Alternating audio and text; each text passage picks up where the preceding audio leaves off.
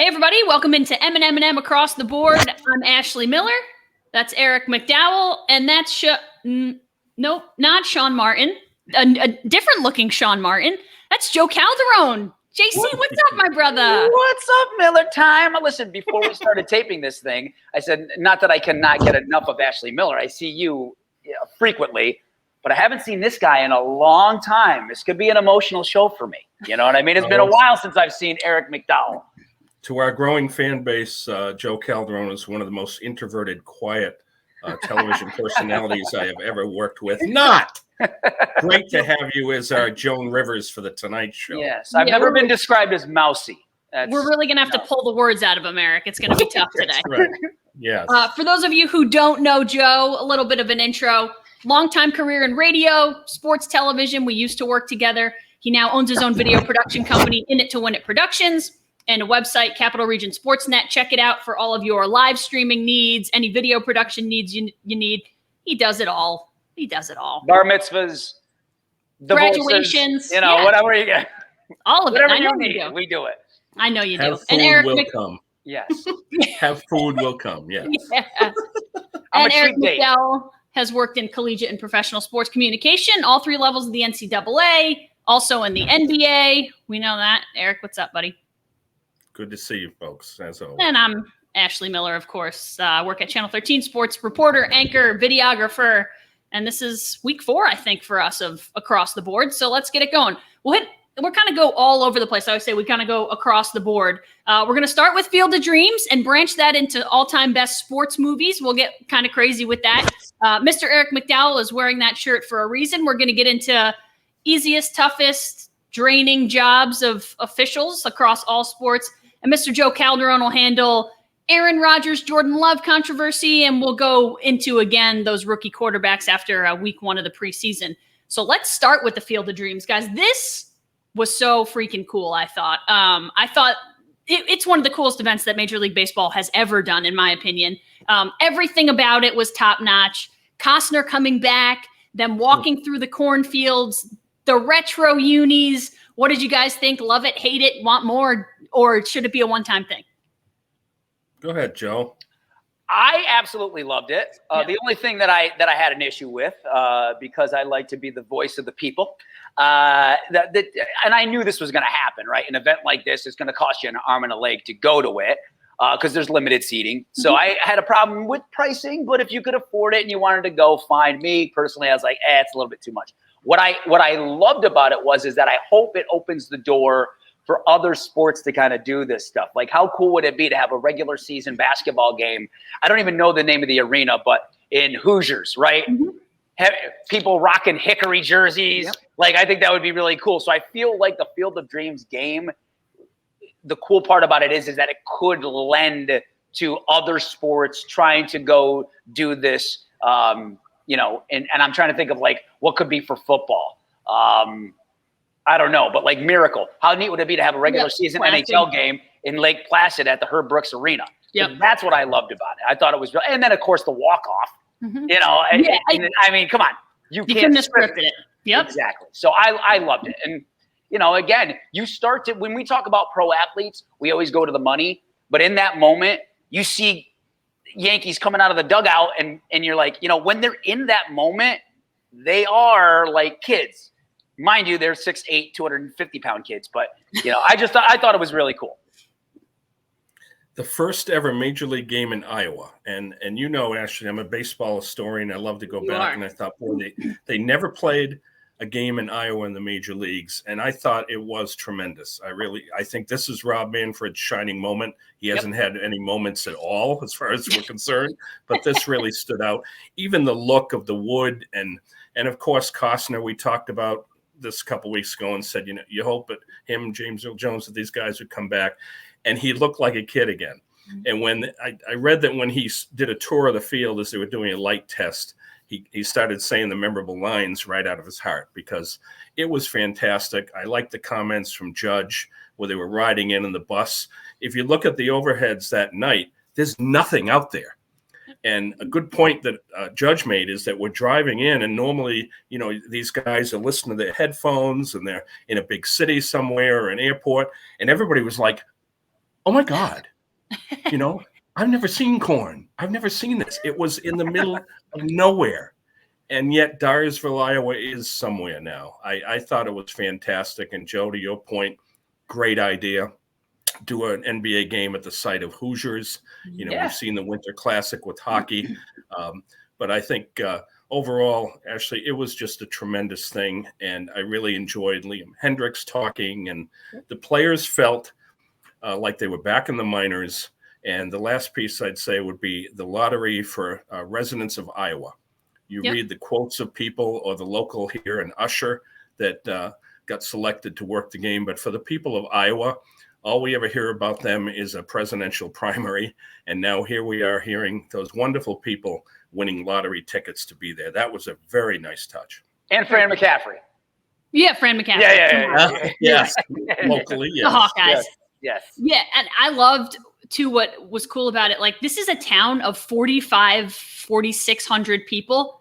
The game had 8,000 people at it. So you're like immediately doubling the population of this town just by having this game, which is wild to think about. Like, we couldn't even wrap our minds around 4,500 people. We probably have 4,500 people in the town of like Malta. I have no idea. You know what I mean? Like, it's just or wild. Yeah, there you go. How many people are in Broad Albin? Do you know? Well, they say 16,000. Oh, so I only know like 4 of them. But think about that. Like, a quarter of the population of Broad Albin. Like, that's unbelievable to think about. Yeah. Really cool. This got me thinking, guys. So, like, I'm a terrible movie watcher in terms of watching stuff that I should have watched. So Field of Dreams for me was a late watch in life. I probably watched it, I'm going to say like 3 years ago. It was the first time I had ever seen it. So when people talked about Field of Dreams, it was like, I don't really know. I've never seen it. And it was one of those that people were like, what? You've never seen Field of Dreams? I'm like, I know. So I finally did watch it. And I kind of wish I had watched it earlier because I feel like it may have had a little bit more of an effect like on me longer ago. Now you get so far removed from movies and it just feels like everything's like a little bit cheesy. And that happens with all movies. But where does that movie rank for you guys in terms of, you know, why you loved it or how it affected you as like a young kid growing up with a father playing baseball, any of that stuff? I thought of all the movies, baseball, and there's been some really good ones all the way back to Abe and things like that. Of course, the Jackie Robinson movie recently was tremendous, but I did see it when it first came out because I've always loved baseball, and I was captivated because Ray Liotta, for playing Joe Jackson, the story about Joe Jackson, that was the reason that the book was written, to be honest. But baseball is something that for many years, it was the sport in this country, Ashley, and everybody could play it. I had a brick wall in my front yard that I had a rubber ball, and I was an infielder, and I pretended to be Brooks Robinson. And that I say pretended, obviously. But I hope that this game brings baseball back. And I'm glad that the Little League World Series is just a few weeks after that, because we need kids to be able to see what a wonderful sport it can be and get them out of their room, get them off the device, get out in the yard and play catch with your dad, with anybody. It's a very special sport. It needs some love. This movie did that when it came out. It's done it again. And any of us that drive west, I think I said before, actually, is that, Joe, anytime we want to make a road trip, and if you're driving to San Jose, you got to go to Dyersville. You walk on the field, and with perfect strangers, you're playing catch. That's what this movie has done. Okay, so now after Eric waxed poetically about this, I liked Field of Dreams, but it did not solicit really any emotions. I just thought it was a really good movie. Yep. I'm a big Kevin Costner fan. I love Costner. My dad is of Sicilian descent, so there wasn't much baseball throwing around. It was more probably like play football. Yeah, well, yeah, and he couldn't understand the difference between football and football. He was like, that's handball. I'm like, no, handball's something completely different. Yeah, right. You're trying to explain it, but it is a great movie. But yeah, it was just one of those where I watch. I mean, I know that we're probably going to talk about movies that we are our top 3 or top 5. Yeah. Eric, don't hate me. It's not in my top 3 or top 5. It's a good sports movie, and like you said, it means different things to different people. But it was. I just love the fact that Major League Baseball was smart enough to pay homage to it. It was genius. And again, we're talking about Field of Dreams again because of this. Correct. So I think the creators, I think Kevin Costner's now it's relevant again. Again, this is an entire generation. Field of Dreams came out more than 30 years ago. Yeah, 1989. Most of these guys that are playing weren't even born yet. No. So now they're like, oh, and you know that they're going to go back now. And if they haven't watched it, will. So it reintroduces this back to the masses. And I think that's the value. Yeah, I'm a little bit worried because it's so unique and because how much can you really change it year after year other than changing the teams. I'm a little bit worried that the nostalgia is going to wear off and people aren't going to care about it. They will next year. It'll be awesome for the players because hopefully they'll give every team a chance to do this. Like Cubs, Reds next year. I'm glad they picked 2 new teams because it will be very cool for those players to be part of that. But like, is it going to be as cool for us to watch it again next year? I mean, I guess we watch games in the same stadiums every day.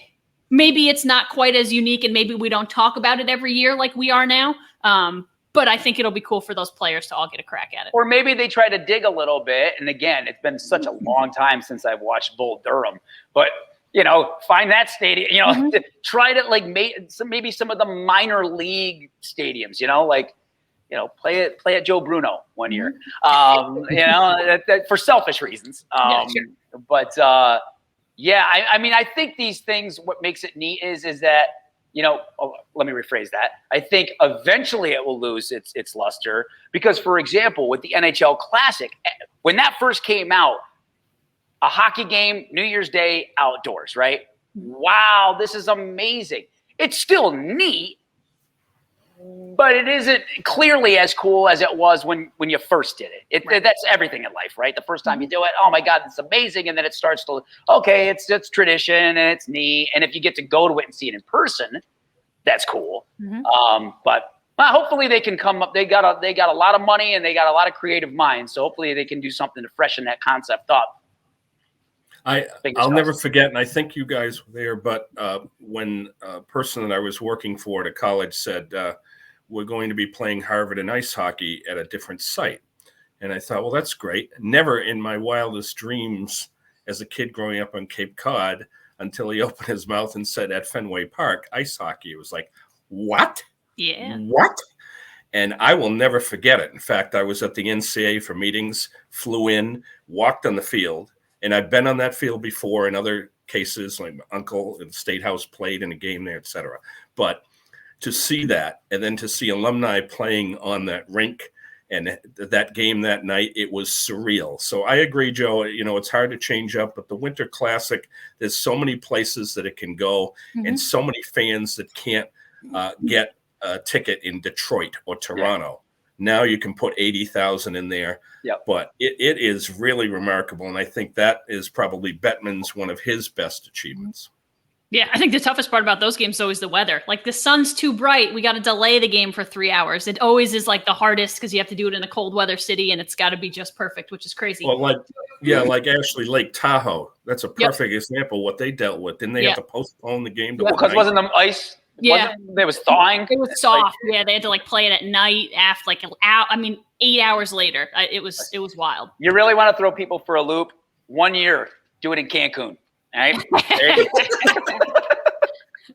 I'd watch that water skis. Yeah, you have to play that bubble hockey game in a bar somewhere. You might as well play street hockey at that point. Everybody on jet skis. Yeah. Joe, you said it's not in your top 5. It's just inside my top 5, I think, but I'll be interested to see where you fall, Eric, because I think Joe and I'm going to have a few more modern movies, probably like modern day that maybe other people wouldn't appreciate so much. Joe has a different sense of humor than we do. So I think he'll have a few different ones. What's in give us like your top 3, all-time great sports movies that you love and why?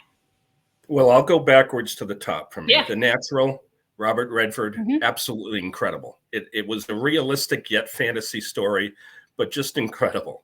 And when you go to the Hall of Fame and you see that bat, that's what's great about sports Hall of Fames is that you can go to different ones and they'll have something from the movie. But I always loved The Natural. I could watch it anytime and still enjoy it. Then I'm going to go back in time a little bit. We won't touch on Field of Dreams, but Raging Bull. Okay. Yep. Now, I say that because of the story of Jake LaMotta, but because of Robert De Niro has to be one of the most incredible actors ever. Now, people think of him now as more the mafioso, I'm going to take you out stuff. But just watch him in that movie, and it will put him in perspective of the talent that he had and the incredible honors that he won. I think he did win the Academy Award, but Raging Bull, I've never been a boxing fan, but that movie's great. And the two others I would throw in would tie in with Rocky, obviously, more modern, but just the love story there and the challenges that he faced. And of course, when you're in Philadelphia, up and down the stairs we go. Again, a place where you can bring that movie back to life. To me, might be surprising is Hoosiers. Absolutely amazing. Again, when you've got a tremendous actor, a lead in that, like you did, Gene Hackman and the story there of Hoosiers, that state is basketball. Always was, always will be, and everybody in that state must have watched it 1,000 times. Sports is a great feature for movies because usually you're going to expect the win, but sometimes you get a loss. But you do find out the stories behind the scenes and all the effort that goes into it. And lastly, a lot of these brought people like managers, coaches, or, in the boxing movies, the guy behind the scenes, the Burgess Meredith, the people that also make those athletes great. Love it. I got work to do on that. I haven't seen Bull Durham, which is sad. I haven't seen Raging Bull. So I got some work to do. I haven't even seen The Natural. So I haven't really seen any of your movies, Eric, which is kind of disappointing. Because you're so busy. I've seen Hoosiers, though, which is great. Now, I'll tell you, by the way, De Niro's birthday was just the other day. Oh. Yeah, he's 78 years old. So for me, Rocky, I mean, come on. All of them except for 5. Okay? 5 was that was Tommy Morrison. That one was a little bit too far-fetched for me. But Rocky's 1, 2, 3, 4, skip 5, and then Rocky Balboa, and then all that stuff. Like any of the Rockies, I love. Okay. You're in. I'm totally in. Remember the Titans. That is like great. Ashley knows my family is a big football family. I tell a funny story. So back in the days when I was finishing up my bachelor's degree from Plattsburgh State University, I would work summers at my family's pizza place. And we had a TV on the one side of the pizza place. And at night, when we were cleaning up and we'd get done, it would be me, my brothers, and some of my buddies who played football. These guys, they fancy themselves big, tough guys. And so we would hang out. We'd either play Sega Genesis or we'd watch movies on VHS. And one of the movies we would watch would be Remember the Titans. And I always remember, I mean, I can't tell you how many times I had to wipe tears, especially the part when they win the state championship, right? And Bertier, you know what I'm talking about? Bertier, the linebacker, yep. He's in the bed because he's paralyzed after the car accident. And he's like, and he's going nuts. And all you hear is, and no one will look at each other. You're right. None of us are looking at each other. No. And then after it's like, yeah, man. Yeah, they won a state championship. That was awesome, right? Yeah. Football. So that's on my list. So we got Rocky, Remember the Titans, and Rudy. Okay. Very nice. The scene where he's getting ready to quit. And I always forget the guy who played, remember the show Rock on Fox way back in the day? Yep. And he's like, you're going to quit? I mean, you're 5 foot nothing, 100 and nothing. That clearly speaks to someone like me. Well, and I'm like, you know what? Maybe I can do it someday. And so, and the fact that it was based on a true story. Yep. Those are my top 3. But then there's like 3A and B and C. Yeah. You know, Miracle, I absolutely loved. Yep. Friday Night Lights. Mm-hmm. That's what makes the sports movies tough because there's so many good ones. Yeah. You could do a top 20. Yep. Some are going to get left out, and then you have the comedic. Yep. The comedy sports movies, right? Major League, Basketball, which I loved. That might not be everyone's cup of tea. Forte, yeah. Yes. But yeah, there's this. Yeah. Those are my. I got, so like my tied for third would be Field of Dreams. and A League of Their Own, just because of what A League of Their Own meant to, like, as a female, it's just kind of cool and different, and I loved it. And Hanks is great in that movie. Miracles 2 for me, Joe. And then Remember the Titans is 1 for me. So there are so many that I feel like I left out. Like, I went and looked at like a Rolling Stone top 20 and some other list of top 50. Remember the Titans was nowhere on there. And so it's so funny how you think of like different people just feel different ways about movies. But yeah, Remember the Titans is one of the all-time best for me as well. I mean, at the Actually, end, I you're a wanna Hall throw of in Famer in two- my book. Come on. Yeah. Actually, I've got 2 that were funny that can't make that, and the name escapes me. But Jimmy Fallon's movie about Fenway, Drew Barrymore, Yes. that was funny. Wasn't it like And, Pitch Perfect? Perfect. Or Pitch yes. Fever. Fever Pitch Pitch. Fever. Fever Pitch, yeah. Fever Pitch. As a Pitch That was Perfect is response, something terrible. That else. was awful. All of us. Fever Pitch. it's amazing how that was the year they broke the curse. How is that possible? Okay, Yeah. they had to rewrite it because they're not going to lose after all, which is normally the case. But they won the World Series that year and had to rewrite a movie, so they brought it to life. And the other is Tin Cup. For those of us who play golf and are sitting staring at water and are playing a pretty good round, we can do it. We can do it. I mean, Jim Nantz was amazing because you could hear the frustration and the caddy. Those are funny movies, but Tin Cup, every time I'm on the course, I say to myself, I can't do that. Take the bogey and be happy. Listen, my all-time favorite sports movie, and I said this, I was like, I had to kind of specify one versus the other and put them into categories, because one of my favorite movies ever, I will watch it every time it comes on, is Happy Gilmore. Every time. I know almost every word of the whole movie. It would be my all-time favorite sports movie, but I was like, I understand the difference between like Academy Award winning stuff and just like stuff for me to laugh at and whatever. So for me, Happy Gilmore is the all-time great. And then I came up with a couple movies, and I think this is probably, you guys will laugh, but this was like, these movies all came out within like a year of one another. And I love baseball, like softball. That was my sport growing up. So these 3 movies were super influential just as to like how I viewed the sport and the sports world in general. And they're not, I mean, listen, The Sandlot is an all-time great movie. So The Sandlot is one of them.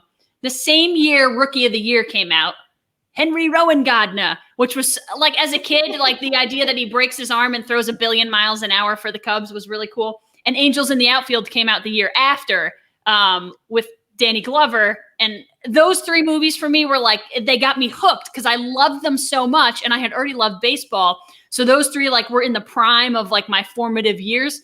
Those 3 for me, like pretty much did it in terms of making me a sports fan. You know what's another one? Angels in the Outfield was that old logo, right? With the white The wing old- on the, yep, yeah. yep. Remember they wore that for about 10 minutes? Yeah. Yep.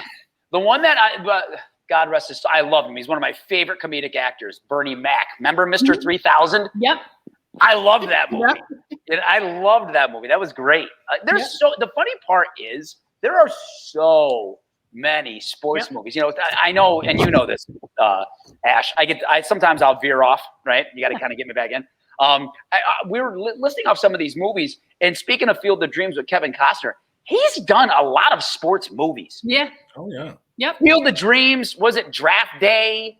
Yeah. I mean, that wasn't any good. But It's For the Love of the Game. Yep, For the Love of the Game was fantastic. Yep. And Dennis Quaid did The Rookie, and Yep. those guys are like sort of interchangeable for me. Yeah. And So don't you think that he broke the barrier because when Kevin Costner, he didn't want that role. Hollywood, they said it's a death knell. You're not going to take any sports movies. You're not going to win awards. It was taboo to do sports movies for some reason. And they had to talk him into it, and he opened the door. And now he's the one that you think of. But so many other actors now, I mean, Fallon, you can have fun with a sports movie. There's no question. But it used to be taboo. Yep. And I think it also opens, like, it doesn't have to be your favorite sport. Like, hockey's not my favorite sport, and yet Slapshot and Mighty Ducks, like all those movies, Miracle, I love all those movies. You don't have to love a sport or be a sports fan to enjoy these movies, and I think that's how they get you. listen, there's that. I can't tell you how many times when I've had a free second, I'll get on YouTube, right, especially around Winter Olympic time, and I go right to the Herb Brooks speech. 10 out of 10 times we play them. They beat us 9, but not tonight. And you're like, yeah, go get them. Yep. You know, Sick of boys. oh my God, you know, it's just that there are so many great like sports movies. That's why like it's fun. Debate, You know, move the pieces around, but you know, it's almost impossible to do a top 3. I mean, it makes it fun to it's where you have to choose. Right. But like I said, you could do a top 25 and you're leaving really good ones out. No doubt. Really quick, Ashley, about the last piece for me on this promise is that we know about the movie Slapshot. Well, I worked for a minor league hockey team, and it turned out that the head coach and the assistant of our team in Lowell, that later came to Albany, were in the movie Slapshot. Bruce Boudreau later became an NHL coach of the Caps and the Wild. He was in it. He's a guy that scored like 3 goals, number 7 on the green team. And the other was Steve Sterling, who was on it for about 1 second. So on each road trip, I demanded that we had to play the movie and pause to see them. And that was pretty cool. We got great press from it. But awesome. Boudreau finally said enough of this. We don't want to see them with that bad language in Slapshot. Because you don't hear it on the ice. No. Right. If you're watching, this is M&M&M. You can find us on Apple, YouTube, Spotify, Twitter. Our Twitter handle is at MMMATB1. M&M&M across the board. We've got a guest host down there, Mr. Joe Calderone. That's Eric McDowell. And Eric's got an interesting outfit on over there. It's not Halloween. I believe it's August, so you're a little bit early.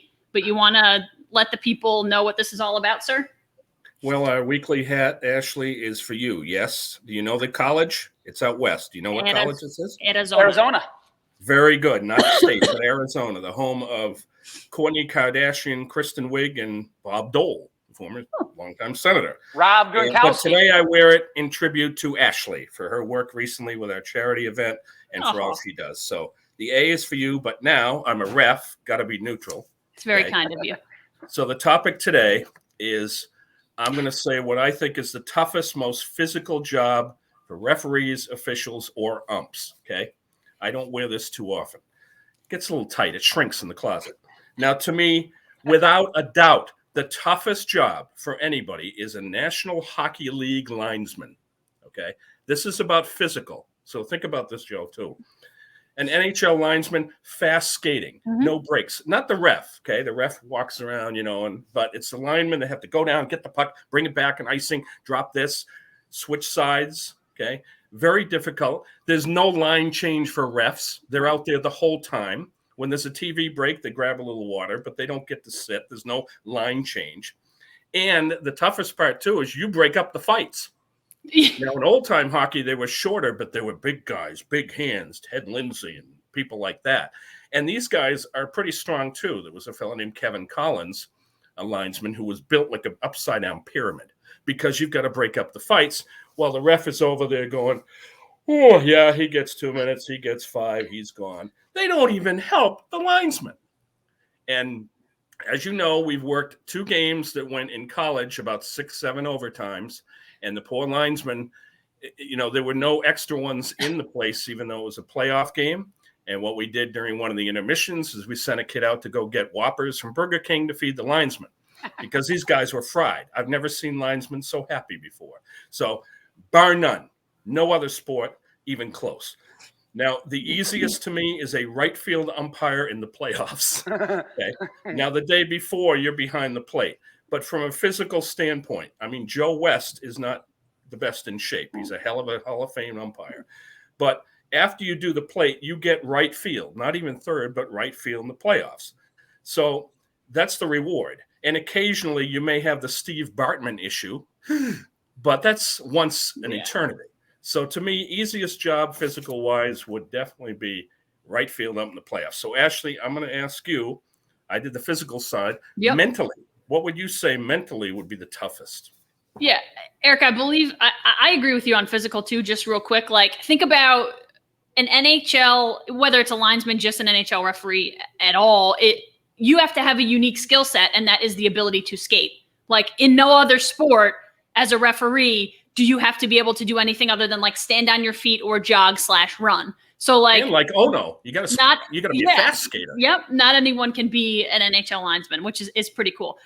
Mentally, and I'll say like, I think I'll rival you a little bit with toughest job in all of sports, specifically mentally, is a home plate ump. I mean, especially now, and I say this like we talked about this off camera before, that stupid little box, that dumb box that they put on the air. Now, guess what? You can't be wrong. You can't be wrong because all of America and all of the world knows when a ball is a ball. And look at us sitting at home like with our beer and our chicken wings. And as they paint it 3 inches outside the corner, whoa, that wasn't a strike. Like, yeah, okay, you wouldn't have known it if that stupid box wasn't there. So like now everyone is a critic, which they were before. But these guys have like, the job is impossible. We've made it impossible for these guys. We talk about replacing them with robots, and I get it, but like, let's give the guys some slack. There's replay now to like a crazy degree.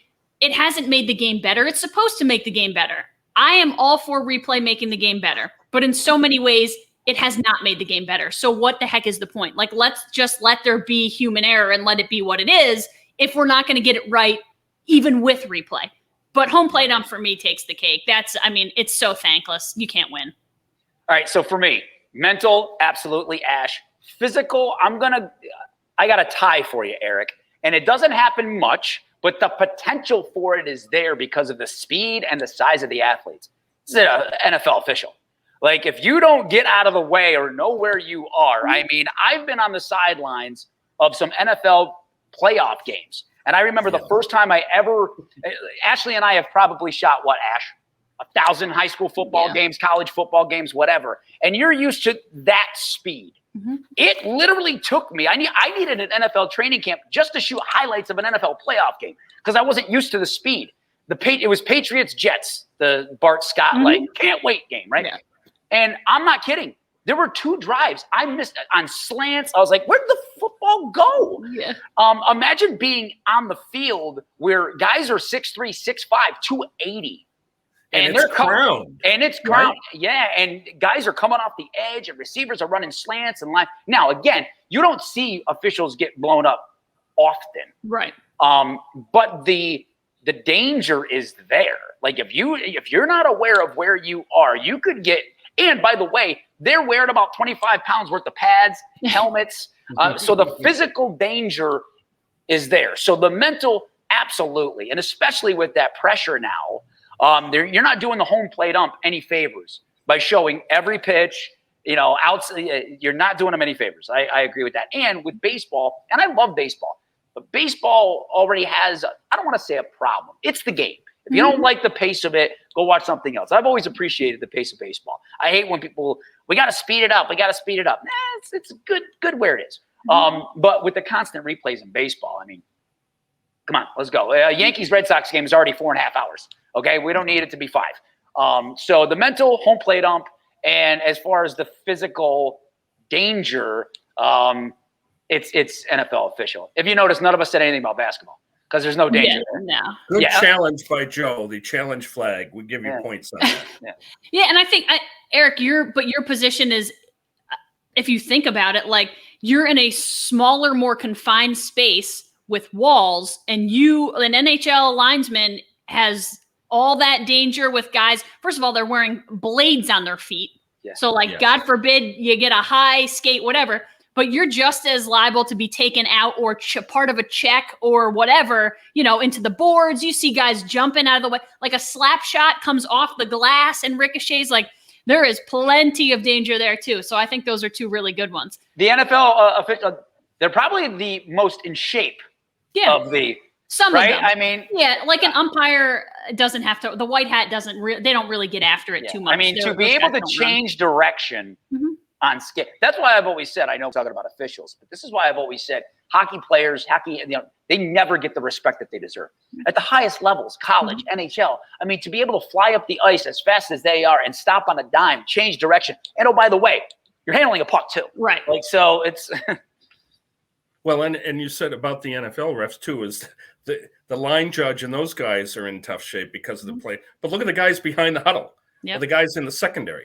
And plus, every play in the NFL could be a hold. Yep. Every single play. Yeah. And Ashley, you talked about the box. We see every replay on every throw and say that was pass interference. That wasn't pass interference. So if the guy throws this, everybody's like, that wasn't pass interference. If he doesn't throw it, it was pass interference. You can't win.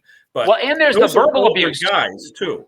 Those are guys who are lawyers, owners of companies. They're not full time. Right. like the NHL. I know it's less games, but those are older guys, and they have to get out of the way. I mean, I think that is very tough, Joe. And there is the verbal abuse on the sidelines. After every missed play, right, you've got a Belichick, you've got so-and-so in the line judges. I mean, they're in their ear constantly. Even at the high school and college level, it's at some point I'm like, guys, just let it go. It's really fine. Like it's totally fine. And you have the same problem with baseball to a certain extent. Like we see the replays because we have 15 Fox or NBC camera angles. Like imagine you're running down a sideline full speed and you've got one guy here and one guy here and you're screened by the defender. And if he's to the he's got his hands to the inside and you're on the outside, you're not going to see the hold. So you don't call it because you don't see it. Meanwhile, the camera on the other side or the camera that they have flying above you gets that. Well, yeah, no duh. Like the camera can see it, but this guy has to see it with his two eyes to call it. And his two eyes were on the other side. So we just make it, I mean, we've made it so brutal for referees of all kinds because all we do is show replays of how wrong they were. And Eric, I think I had mentioned this before too. So the pass interference call is brutal because it's so, you have to see what it is. And even when you fast. see it, they if don't you have see it, this. Yep. Is it really like, did he really grab? Did he impede? Did he just touch him? Like whatever. Same with the block charge. Like the block charge call in real time is almost impossible. It's almost impossible. They've tried to make it a little bit easier. So you have the arc. If you're inside the arc, it's obviously a block. No doubt. If you're outside the arc, your feet have to be planted. This, and this before we took off. Like it's the pass interference and the block charge call are two of the hardest ones on the planet. You both are in TV and you can relate to officials because there's no going back. You both done live and you still do live television. Right. And I think that adds a perspective that both of you have that many of us don't, is that you're live and you're doing your shtick and you're great at it. But these umpires, they're live and they don't get a makeup. They can't do it again. Just like at 6:25, you can't say, oh, we're going to go to the weather and come back and retry. It doesn't work that way. Yeah, it doesn't work that way. Listen, I've had my slip-ups. They're well documented. Ash is you can just do a Google search. We know all about live TV, right, Joe? Yes, we do. Tough. I think I wrote a couple other things here. Replay. I mentioned how I feel about replay. Love it or hate it. Do you guys love it or hate it? Are those our only options? Yeah, love it or hate it. Like I hate it. Yeah. Okay. I hate it. I mean, in every sport, where do you draw the line? Do you allow replay on this or do you allow replay on that? You could do it on every single play. Is it going to be a strike? Because otherwise the Yankee Red Sox game will last Tuesday through Friday. So I am not a fan. All of these sports are humans playing it. Let humans officiate it. Now, I will say this, a big reason why, because replay has, when used properly, right, it has, it's helped make the right call, which in the end is what it's about. But if we're only going to choose on either end of the spectrum, I would say hate it. And here's the main reason why. I can't tell you how many NBA games, like a buzzer beater. Everybody's running around like, oh, my God. Well, we got to wait for the replay to see if and I'm like, it just kills the moment. Right? You got a Mike Breen who's like, at the buzzer, yes, I think. That's why. As an announcer, that's a buzzkill.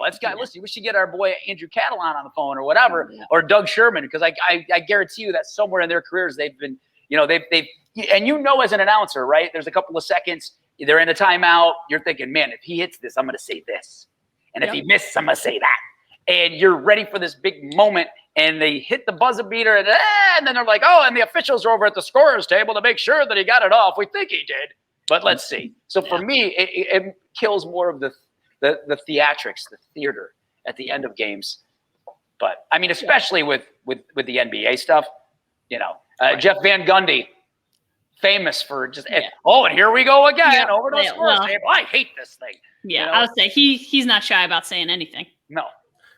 Ashley, can we get rid of the point 1.1? Do we really need the 0.5, 0.1? I mean, seriously? Because we've seen, was it the Knicks game where there was like 0.8 left? Can they get a shot off? How? I mean, get rid of the point. It's 2 seconds, 1 second. No more points. Yeah, they'll tell you they can. I'm not sure that that's true, but well, the science behind it is you always hear this, that if it's anything less than 0.4, it's physically impossible. Right. Yeah, so you can catch and shoot in 0.5. That's what they'll tell you. Depends on who you are. Well, unless you're DeAndre Ayton and you want to play out, playoffs, which is one of the great playoff plays. Like that was awesome. Again, a moment like that, they had to replay it for like 10 minutes. Right. I mean, come on. Yeah, I'm glad when they get it right. But unless you have a replay like tennis, and listen, the tennis replay is the greatest replay in all of sports. The tennis chair, the umpire, is the easiest job in all of sports. They sit there, their linesmen make the calls, their lines people make the call in or out. The person says, I want to challenge. And they have this ridiculous computer generated, and it paints the line for you. And it's like to ridiculous accuracy. Okay, they were right, they were wrong. Like the tennis ump chair, they have no effect on the game whatsoever. They don't even make calls. They just you need to behave or I'm going to call a point on you. Like that one time that they got after Serena because she was misbehaving. Oh, we're going to take a point from you. Okay, that never happens. Like that job is so easy. Or there's always that clip of John McEnroe, like, you over officious jerk. That's always great. That always makes me laugh.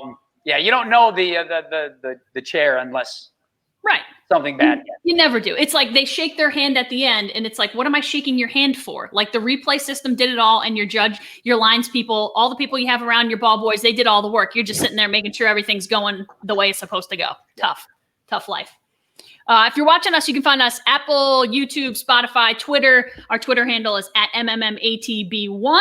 Joe Calderone is in for Sean Martin, who's on a little well-deserved vacay at the beach, which is nice. We'll have him back next week. And Joe's topic this week, we're going to go a little bit around the world, Joe, but let's start with Aaron Rodgers, Jordan Love, where you stand. I know we'll probably differ on this a little bit, where you stand on everything that's gone down in that department. Well, I think, listen, and Aaron Rodgers is clearly one of the top 5 most physically talented quarterbacks we've ever seen, right? He's not the greatest athlete, but he's a really, really good athlete. He can move in the pocket. He can make plays with his feet. He can throw on the run, roll right, throw across his body, a dart 50 yards down the field. Nobody's ever arguing his physical talents. He has won a Super Bowl. But I think the constant bashing of Packers front office people and executives, for me, gets a little old after a while. And I get that we're in a time where player empowerment is the thing. And you need to ask Aaron Rodgers about personnel decisions and what kind of toilet paper you have at the facility, 3-ply, I hope. Come on, give me a break. Aaron Rodgers, as much as people want to defend him and say the Packers, they don't give him enough weapons and they're doing him a disservice with the draft picks that they make and everything else. Listen, and I'll get to the Jordan Love part in a second. But listen, first of all, the Super Bowl that they won, okay, he was the Super Bowl MVP, but go back and watch that playoff run. The Packers were a top 5 defense. And in the NFC Championship game against the Bears, it was that defense that won that NFC Championship game for the Packers. That's one. 2, supposedly for a front office that gives him no weapons and no help. I mean, people forget, one of the best regular season teams in the last 20 years was that 2011 Packers team that went 15-1 and then just got slapped all over the field in the divisional game against the Giants. Go back and look at that roster. I mean, they had plenty of weapons. That's not front office. That's the guys that day just didn't play as well as the Giants did. That's not personnel. That's not front office. And then the 2014 NFC Championship game against the Seahawks. I mean, is that the front office's fault that they can't recover an onside kick? So there have been plenty of opportunities for the Packers to get to another Super Bowl and win that had nothing to do with the ineptitude of the Packers front office. I feel like it's like a fad now to just if a superstar athlete doesn't win, well, clearly it's the front office that doesn't know what it's doing. Here's a stat for you. Since 1991, 30 years, the 3 most successful franchises in the NFL, wins, all this stuff. Patriots, Steelers, and guess who's number 3? Packers. Why? Because they don't fall in love with any particular player. I mean, look at transitioning over to the Brett Favre situation. Brett Favre is one of the all-time greats. And Brett Favre clearly showed that after his days with Green Bay, he still had a couple of years of really great football left in him. And what happened? There's just hey, and I get it. He was retiring, unretiring, and all that stuff. But what did they do? They drafted Aaron Rodgers. Why? Because they needed an insurance plan for when Brett Favre was gone. That's what great franchises do. They don't let the emotions get in the way. They're always thinking about how can we put the best product out on the field. So they drafted Aaron Rodgers while Brett Favre was still there. And Aaron Rodgers had an opportunity to sit and learn. And then when the Favre era was over, they handed the keys off to Aaron Rodgers. And here we go with another 15 years of great Packers football. So the fact that he was upset, and I get it, that he was upset that they drafted Jordan Love. Well, maybe now you might have a little bit more of an appreciation for what Brett Favre went through when they drafted you in 2005, right? But this constant banging on the Packers, they're inept and they don't know how to take care. The last time I checked, the Packers, you can give all the credit in the world to Aaron Rodgers if you want, but if you go back and you watch those games, there were a lot of guys that had a hand in it. For a franchise that's such a disaster, they've had 2 consecutive 13-3 seasons, and they've been in the NFC Championship game the last 2 full seasons. There's about 30 other NFL teams that would love to be that disastrous of a franchise. Okay, I got to breathe. All right. Go ahead, Ash. This is excellent. So I agree with parts. I disagree with parts. I think I agree with him being upset. Listen, they were in the NFC Championship game, and they were a few really good players away, and they drafted a backup quarterback. That's not going to get you to the Super Bowl with the current quarterback you have. They are notorious for not spending first-round picks, and I get it. It is what it is, but they haven't drafted a wide receiver in the first round in his whole time in Green Bay. They have not given him first-round talent. He's the most first touchdowns he's thrown to a first-round draft pick. I think it was Martellus Bennett, who they didn't even draft. Or Mercedes Lewis, rather. That sucks. And I get how that you kind of feel slighted there. And why draft my backup quarterback when I'm just going to go win the MVP a season after, and we're going to be good enough to win. I just need a little bit of help. The other thing I disagree with is that man never opened his mouth. He never said a thing about the front office. It was everybody around him. That's the one thing I'm he did all this. He achieved all this without ever getting in front of a camera and without ever saying my front office sucks. And I get it. Who knows? Yeah, but I'll say this, Ash. He's one of the smartest guys in the NFL. No doubt. These people are directly speaking for. He's smart enough to know I pay people or my people around me. I'll tell them this. They'll leak it out. They'll speak for me. And then I can say, just like you said, what? Did you see me say it? Yeah. I mean, now he's starting to open up a little bit at his press conferences. I thought he was great at his press conference. Oh, he's great. All of the right things. Every single thing he said was right. Yeah, I mean, listen, I will agree to disagree. My thing is with him is there have been opportunities for the Packers to win. Okay, let's say they recover the onside kick and they go to the Super Bowl, right? Or they actually, that 15-1 season, they don't get slapped all around in that divisional game at home. I mean, we could be talking about Aaron Rodgers 2 or 3 Super Bowls. Mm-hmm. And then is it okay, but again, here's another example. And I'm not putting Jimmy Garoppolo anywhere near the Aaron Rodgers neighborhood. Okay, but. Thank you. But yeah. Yeah, disclaimer, I had to preface it by saying that, you wouldn't have figured it out on your own. But the bottom line is the Niners are saying, okay, listen, if healthy, we have a guy that we know can get us to a Super Bowl because he did. When he was healthy a couple of years ago when they lost to Kansas City, he threw for 4,400 yards, 27 touchdowns. But what did they do? They traded 3 number 1 draft picks to move up to get Trey Lance. Why? Because they're saying, okay, we're thinking future. And there's something about Trey Lance, which I don't get, but we see something in him that we think this guy could be the next Patrick Mahomes. Or at least you're better, because if you trade away 3 number 1 picks plus a 3rd round draft pick, This guy better be a franchise quarterback for the next 15 years. So the great, like Bill Belichick, people can say whatever they want about Bill Belichick. That guy's not thinking about, like, you could literally take a bullet for him and he'd be like, thank you so much.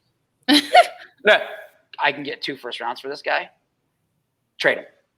And that's how they stay successful. And that's how you have a run of 15, 20 years of not just being a playoff team, but always being in the conversation of being a Super Bowl contender. Can't let your emotions get in the way. I just thought, and maybe it's not Aaron Rodgers as much as it's the pundits on every talk show where it's the cool, like they're just constantly bashing the GM, bashing this guy and that guy. Listen, the bottom line is whether it's because of Aaron Rodgers or a combination of Aaron Rodgers and the players, because I tell you right now, Devontae Adams is a heck of a player, right? James Jones, all these, like, they're good players. And I honestly don't see another place where Aaron Rodgers could go to outside of, like, Cleveland or something, right, where he's got a better situation than he has right now in Green Bay. I really don't. Yeah. So, I hope for his sake, for Green Bay's sake, that they can really – I know that there's all the talk about, like, well, he's going to play this year and then maybe he's gone next year. But if you're Aaron Rodgers, I mean, I think the two options you have are you stay in Green Bay, because to me that gives you the best chance to win, or retire. Because where else? I mean, any team that's a quarterback away, they already have a quarterback. Like, really, when you think about it, where's he going to go?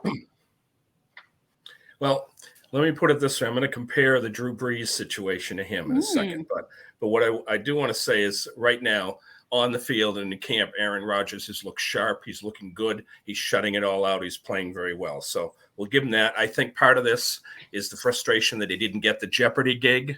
Well, the fact is, Aaron, is that no offense, but Alex Trebek can't quarterback the Packers. Okay. So no offense. He did a fine job, but this is your job. This is your legend. Now I'm going to make a statement that could have been said way back.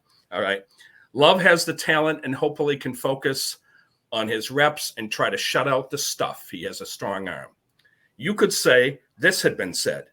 Rodgers, the kid, has the talent and hopefully can focus on the reps and try to shut out the stuff. Why? I'm with you both ways here, but why Aaron Rodgers would put this kid through what he went through, I thought it would be the other way around. Now, yes, there were a ton of other players they could have picked, Ashley. This was the year of the wide receiver, so he was probably very upset they didn't take that.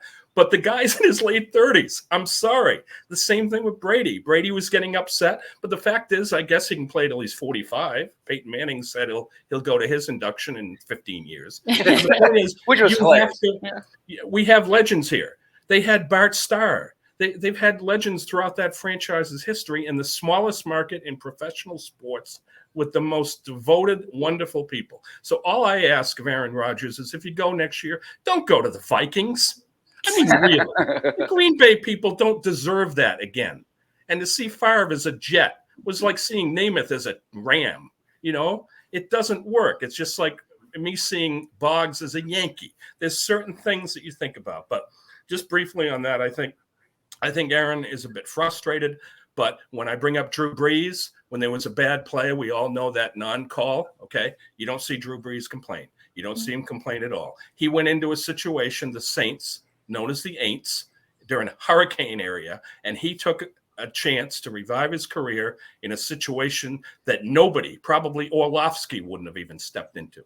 And Drew Brees is class. I still think Aaron Rodgers is class, but I think he could learn from Drew Brees the way that he went out, and he's a legend in New Orleans, no hard feelings. I hope it won't take 10 years for people to put Rodgers back on the pedestal, and I hope he has a big year, and the way he looks right now, probably will.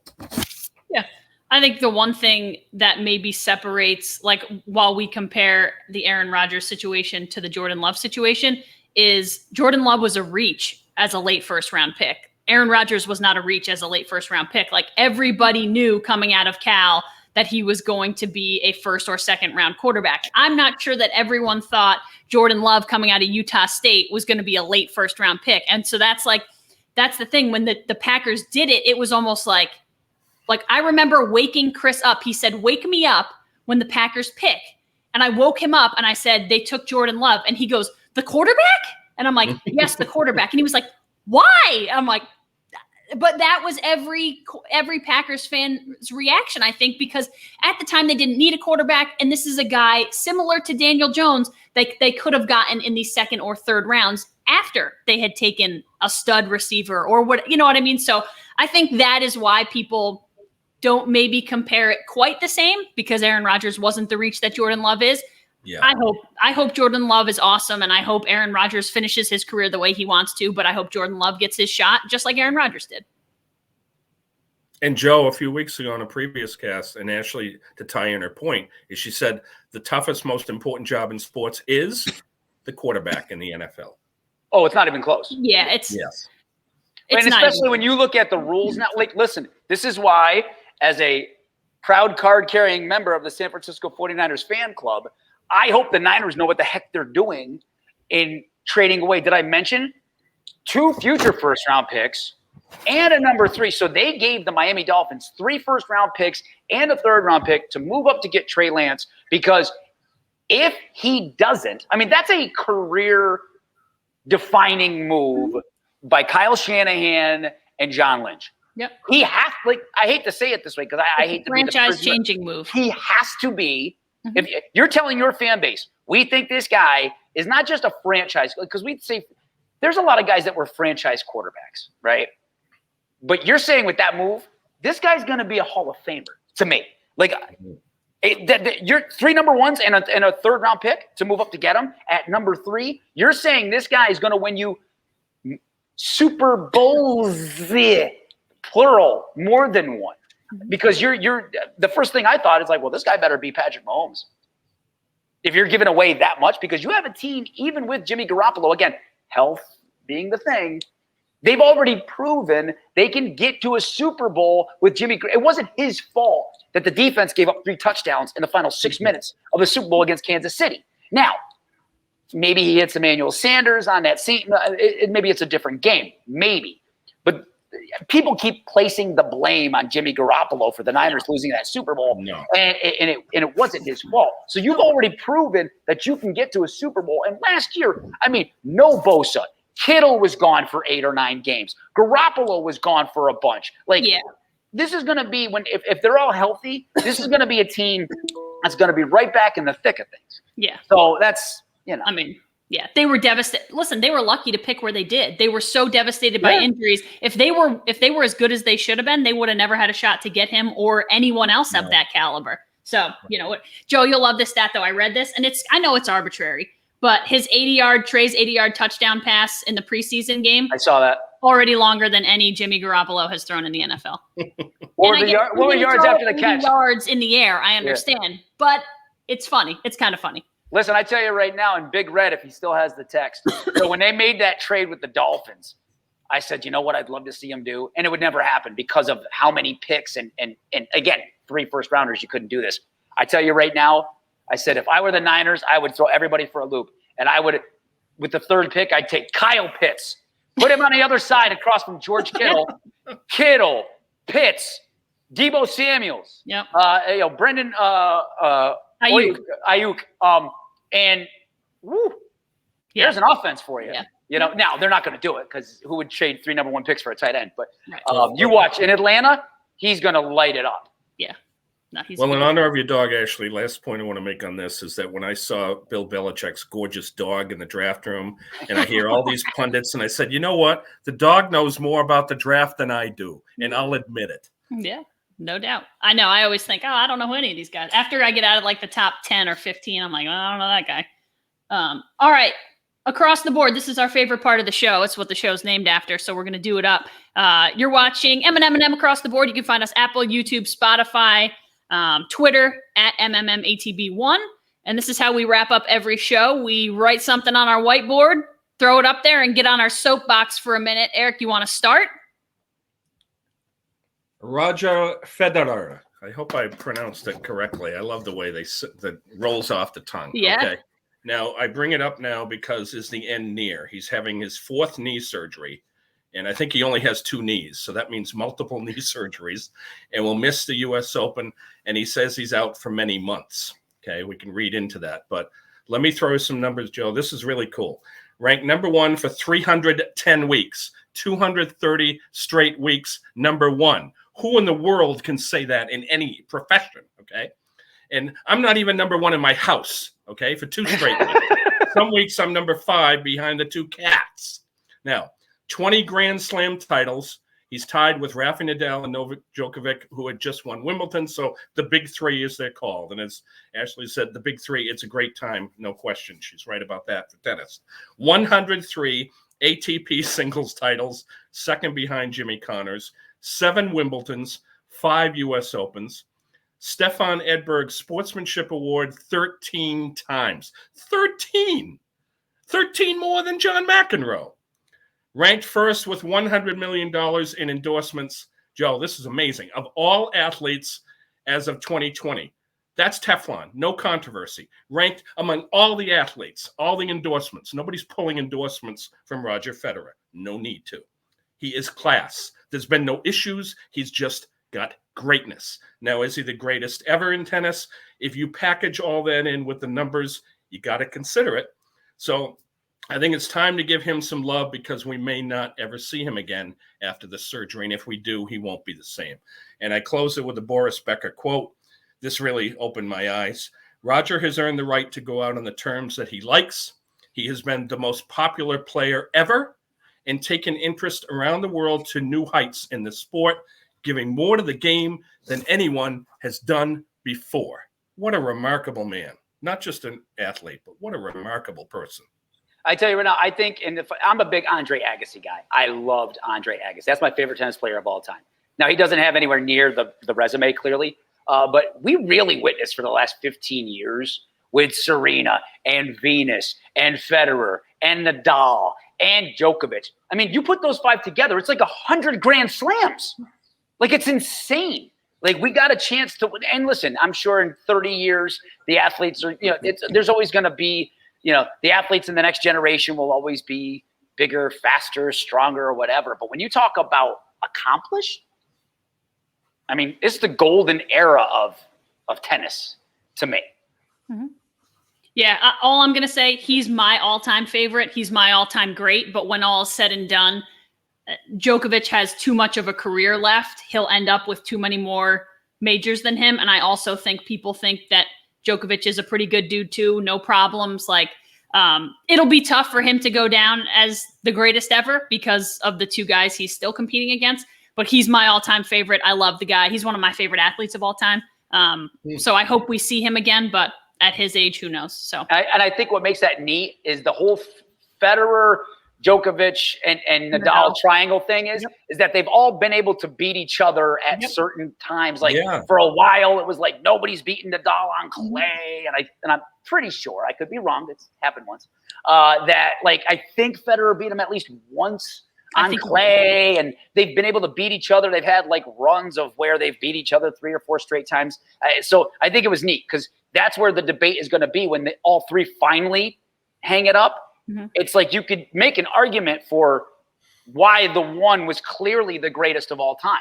Yep. So it's really and the other 2 will be at the third guy's induction in Newport, Rhode Island because of the class. You see it after they compete.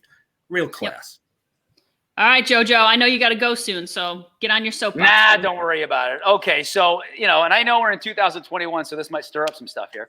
Okay, so my thing, I don't have a board. I just got it on the back of an envelope here. And it is ESPN stop ellipsis Tim Tebow. Now, my rant is going to be this. So anybody who knows me knows that I think Tim Tebow is one of the greatest college football players, college athletes of all time. He's one of my favorite athletes. Full disclosure, he wasn't that great at quarterback in the NFL. I think we all know that. It's been well documented. And when you can only complete about 30% of your passes and you've only thrown like 5 in a game, you might want to move on to something else, which Tim Tebow did. He left the game, came back 8 years later, and wanted to try out with the Jacksonville Jaguars to try to make their 53-man roster at tight end. Now, when he did that, there was a lot of humming and hollering and, oh my God, why would he get that opportunity? It's not fair. Well, connect the dots. It's clear why he got the opportunity. Urban Meyer is the head coach of the Jacksonville Jaguars. And it is no secret. Although I will say, I think Urban Meyer is a little sleazy. He loves himself some Tim Tebow, and he should, because the reason why Urban Meyer keeps getting these opportunities, the Ohio State job and the head coach of the Jacksonville Jaguars job, is because of the success that he had at Florida, which Tim Tebow had a huge part in. He won him a national championship. He was actually a part of 2 national championships, won a Heisman Trophy, and let's just be honest, he is the perfect golden boy, perfect poster child for diversion if there are some certain things going on in your program, right? You know, you do a little digging and you find out that Florida wasn't always on the up and up. And when you started to do some digging, it'd be like, oh, have you met Tim Tebow? He loves Jesus and he's a great guy. Let's put him out there. So you kind of get diverted. So the reason why I get upset is because the other day on ESPN's First Take, when he got cut, which was predictable by all of us, when he joined the Jags, I'm like, there's no way in heck that he's going to be able to make this team at tight end. He hasn't played in the NFL in 8 years, and he's never played the position.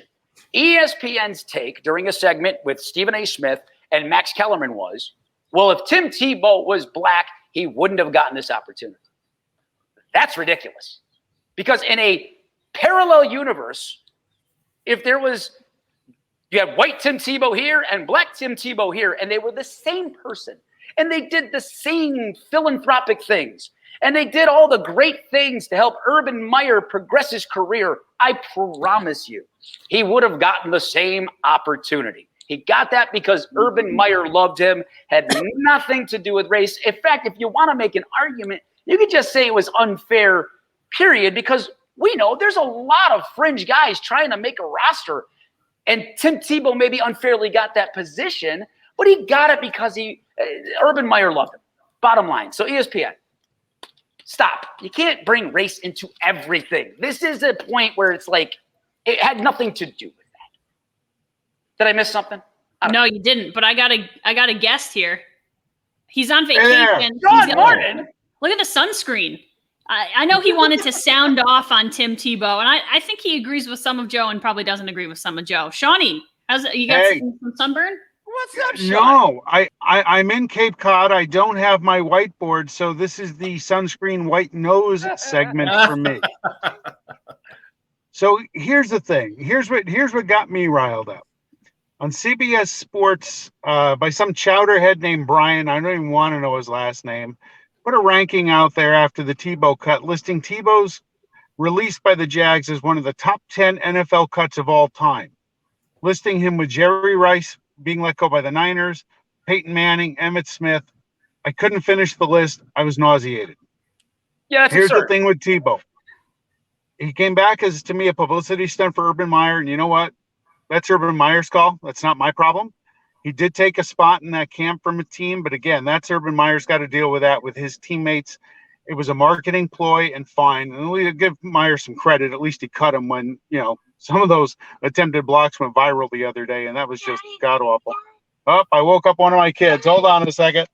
Kids. Guest cameo. So here's the deal. Get your seatbelt on. As Joe said, Tebow's one of the great college players of all time.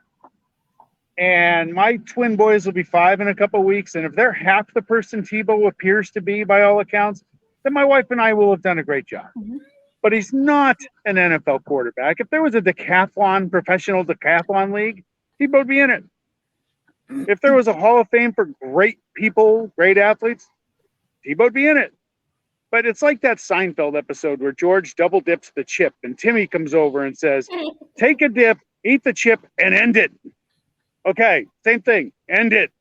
I had interest in Tebow playing minor league baseball. Good for him. Hey, try it out. But he's not an NFL player. Let's move on. And for those people, look, he was a great college football player. I got to just mention this just so I can sleep tonight. The people that use the argument that Tebow won 2 college football championships, he didn't, not as a quarterback. He was a backup fullback as a freshman. Chris Leak won that first one. I'm biased. Tommy Frazier's the best college quarterback of all time. That's why I'm bringing that up. But so Joe, by the way, Joe, great seeing you on here, man. It's great hearing your voice. I just needed to get that off my chest. Once I read that story on CBS Sports, that just did it for me. But with that, I will let you go. I'm going to go back to the Cape. Shark wrestling at 3:00 today. All right. Sean, See you, good Shawnee. seeing you, brother. Save some sun Oh, back and home. I wanted to not rebuttal because I agree with a ton of what you're saying. But Tim Tebow, and I think I worded it this way. He was a part of two. He really led them to the year he won the Heisman. And I'm glad that Sean, my whole point has been, I think if you guys listened to my soliloquy before Sean jumped on, we're on the same page. I love Tim Tebow. I think he's one of the greatest college football players of all time. If he isn't, he will be in the College Football Hall of Fame. His impact on and off the field. I mean, the guy's taking missions. He's going into like maximum security prisons and speaking to people about like, get your life together. Like, who does these things? So in the Wonderful Person Hall of Fame, he's there. I agree. I mean, I will admit it was hilarious to see him in that playoff game against the Steelers the year the Broncos went 8-8 and won the AFC West and beat the Steelers in that game and then just got obliterated by the Patriots the next week. So that was fun. But yes, if you watch the NFL, you can tell he is not an NFL quarterback by any stretch of the imagination. But my point is that with a lot of things, okay, and I don't want to get too philosophical here, there is a lot of examples of where you could absolutely point to racism and how it affects things and turnouts and hiring practices and all that. But to say that if Tim Tebow was black, that he wouldn't get this opportunity, is just false. If you want to word it in a way where you say, well, this is just an unfair opportunity. I guarantee you there were white tight ends who were like, what the heck? Like, did you see him block? Like, and I can't, like, he couldn't block a 4-year-old from a juice box, like in the preseason. Like, come on. So my issue was you can't bring race into everything. They force-fed it into this, and that bothered me. Ashley, last point that I just want to say, if I'm ever if I only have like $2 in my pocket and I'm wandering around Gainesville, I'll give Tim Tebow a call. I'll have a nice dinner. I mean, he'll treat me like gold because he is Mr. Gainesville. But I'm not a fan when working with minor league baseball teams to see a celebrity like Jordan take a slot from a kid that has a future in baseball. The odds are already tough enough in the NFL. So that's the only thing I'd say. But Tim Tebow was a class act. He got to play his fun try, and now it's time to focus on his broadcast. And listen, in defense, right? Like Stephen A. Smith and Max Kellerman, so we want to be transparent and tell the full story. They waxed poetically about how he's a great human being and they love him and all those things. But then Max Kellerman asked Stephen A. point blank, if you thought he was black, would he get? No. And it's just not the case. It has nothing to do with it. All right. Last one. We'll stop wasting your time. You guys know who she is? Did you see her name out there? So Maria Andrzejczyk.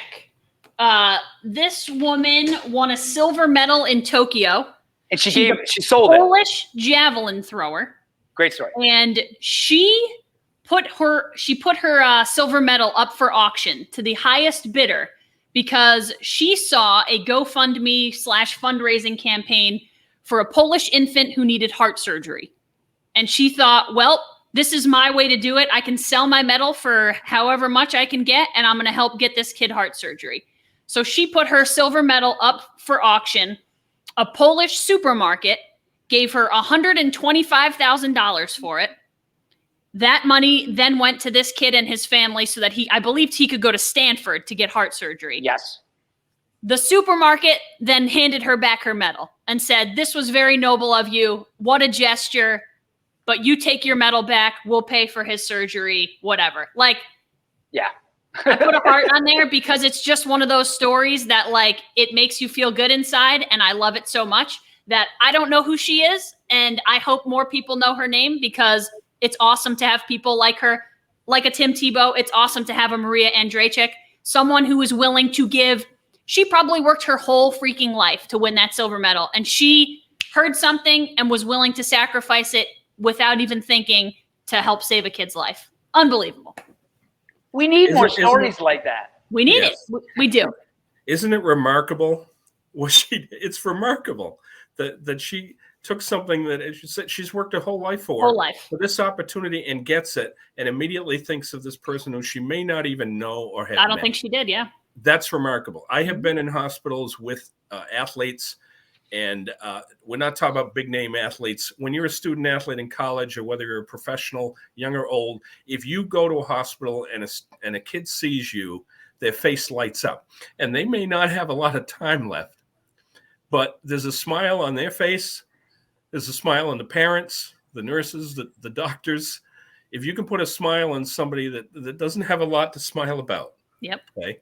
It doesn't take such an extraordinary effort like that if there's an athlete watching this, high school, college, pro, take some time during your season, because you're in the news and the papers, the TV, whatever, and just make a visit, because you can make an impact on somebody. And what she did is absolutely remarkable. And it's people would say she sacrificed. No, she sacrificed to get the gold, but she didn't sacrifice anything now. She opened up her heart, and we need a lot more of that. God love her. Love it. Agreed. Love it. Yeah, can't say much more, right? Can't do any better than that. Right, where you can't end it better. That's a walk-off. Yeah, she walked it off, definitely. JoJo, thanks for being with us. We hope next time I go on vacation or Eric goes on vacation, we're gonna give you a ring. Listen, anytime somebody calls me and says, "Hey, you want to talk for an hour straight?" I know. You're in, no doubt.